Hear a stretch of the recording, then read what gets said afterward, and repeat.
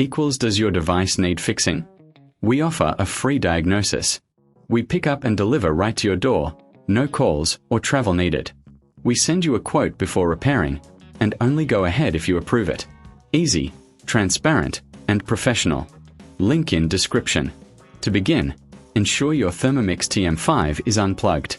Gather your tools, a screwdriver and a soft cloth for cleaning.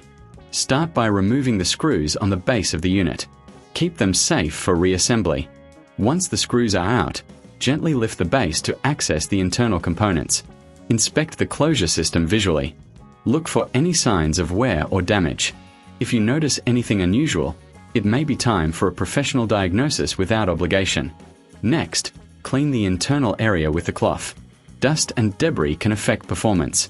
After cleaning, replace the closure system. Align it properly and secure it with the screws you removed earlier. Remember, if you prefer, we offer pickup and delivery at your home. This means no calls, no travel, and you can get a quote before repair. Finally, reassemble the base and plug in your Thermomix. Test the closure to ensure it's functioning correctly.